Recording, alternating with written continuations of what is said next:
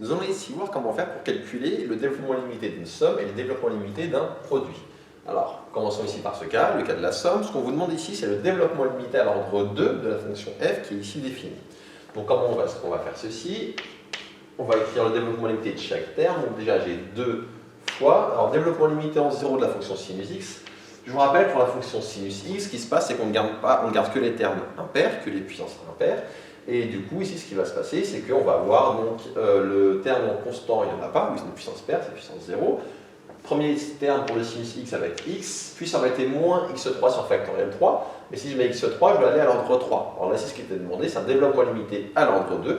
Du coup, ça va me donner x plus petit o de x au carré. Qu'est-ce que ça signifie quand j'écris ça? X plus petit o de x au carré, c'est que je suis précis et que je précise que le terme d'ordre 2 pour le sinus, il vaut 0 dans le développement limité. Du coup, j'ai un terme d'ordre 1, pas de terme d'ordre 2, du coup j'ai directement mon petit o de x2. Plus, ici, 1 sur 1 plus 6, son développement limité à l'ordre 2, ça va donner, si vous regardez la formule, 1 moins x plus x au carré plus petit o de x au carré. Et là, ce qui va se passer, c'est qu'on va ajouter entre eux donc, les termes qui correspondent au même ordre, à la même puissance. En termes constants, là j'ai 1, ça va me donner ici là, 1. En termes de x, là je vais avoir 2 fois x moins x, ça va me donner donc plus x. En termes de x au carré, je vais avoir ici plus x au carré.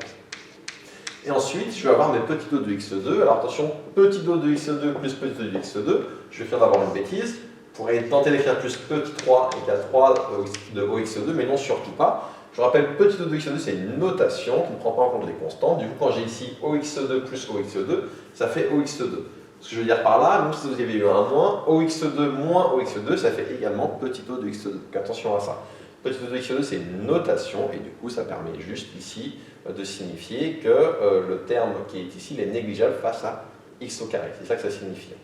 Je vais vous le réexpliquer, je ne l'ai pas encore fait en termes de vidéo. Petit o de x2, c'est une notation pour dire que c'est une fonction qui s'écrit donc f de x, je vais pas prendre f parce que c'est déjà pris, on va l'appeler g de x égale petit o de x2. Qu'est-ce que ça signifie? Ça signifie que g, je peux l'écrire sous la forme x au carré fois epsilon de x, où epsilon de x, c'est une fonction qui tend vers 0, quand x tend vers 0, parce que là, je prends que des développements limités en 0 ici.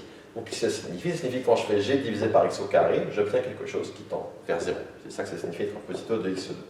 Donc, ayez bien ça en tête. Quand j'additionne les petits o de x2, ça va pas donner, ça va rester juste des petits o de x2, justement à cause de ça. Quand je vais les additionner, ça va rester deux fonctions qui sont sous la forme x carré fois quelque chose qui tend vers 0. Quand je vais les additionner, ça va me donner la même. Je vais être totalement complet pour la faire. Si je prends ici, on va l'appeler g1. On va voir g1 égale ça, et je vais l'appeler ici epsilon 1. Si je prends ici un g2 de x qui vaut petit o de x2, ça va dire pareil que g2 de x, ça vaut x au carré fois une certaine fonction que je vais appeler ici epsilon 2, où epsilon 2 de x tend vers 0 quand x tend vers 0. Du coup, quand je vais faire g1 plus g2,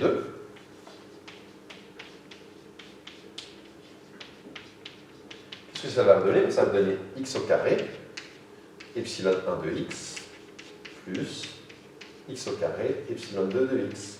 Et donc, quand je vais factoriser par x au carré, qu'est-ce que je vais obtenir? Je vais obtenir x au carré, facteur de epsilon 1 de x, plus epsilon 2 de x. Et ça, epsilon 1 plus epsilon 2, je peux appeler ça epsilon de x, ou je peux vérifier que epsilon de x tend bien vers 0 quand x tend vers 0. Pourquoi? Parce que epsilon 1 tend vers 0, epsilon 2 aussi, du coup la somme tend bien vers 0. Autrement dit, c'est sous la forme x au carré epsilon x, et ça par notation, c'est un petit o de x2. Du coup, quand je fais la somme de petit o de x2 plus petit o de x2, ça donne bien un autre petit o de x2. Donc c'est ça ici que je voulais vous mettre en valeur. Ceci étant dit, regardons ce qui se passe quand on fait le produit ici, quand on veut calculer le développement limité d'un produit. Alors ici, on veut l'ordre 3, ce qui est demandé dans cet exemple ici. Pour l'ordre 3, le cosinus x à l'ordre 3, qu'est-ce que ça va donner? Le cos étant une fonction paire, on va avoir que des termes pairs dans mon développement. J'ai 1 moins x au carré sur factoriel 2 qui fait 2. Après, j'aurai eu plus x4 sur factoriel 4. Mais x4, comme je veux l'ordre 3, ça me dépasse, donc je vais m'arrêter là. J'ai plus petit o de x3. Là encore, qu'est-ce que ça signifie? Dire que là, je m'arrête en x2 et j'ai un petit o de x3. Ça signifie que le terme en x3, pour le cosinus x, il vaut 0. Donc ça, c'est pour ici mon cos. Le sinus hyperbolique de x, je vous rappelle, c'est la même fonction, la même définition, enfin la même formule que pour le sinus, sauf qu'il y a des plus partout. Donc je vais prendre que les termes impairs, ça va donner x plus, parce que c'est un sinus hyperbolique, x3 sur factoriel 3, plus petit o de x3. On va calculer, et là on va calculer, ce qui va se passer, c'est qu'on va développer terme à terme. Donc je vais développer terme à terme dans un premier temps sans me préoccuper vraiment des petits o. Et quand je vais développer terme à terme, ce que je vais me dire, c'est que comme je veux une précision à l'ordre 3, je ne vais pas, enfin tout ce qui va dépasser la puissance 3, je vais le retirer. Alors regardons, quand je vais faire 1 fois x, je vais avoir ici du x, 1 fois x3 sur factoriel 3, ça va donner plus x3 sur factoriel 3. Je rappelle que factoriel 3, ça fait 6, factoriel 3, c'est 3 fois 2 fois 1, donc il y a 6. Donc quand j'ai développé là, ça va me donner ça. Maintenant, je vais développer mon x au carré sur 2. Moins x au carré sur 2 fois x, ça va donner du moins x au cube sur 2. Moins x au carré fois x3, ça va donner du x puissance 5. X puissance 5 étant supérieur, enfin 5 étant strictement supérieur à 3, je ne le mets pas parce que ça va dépasser mon terme. Moi ici, je mets une précision de O de x3.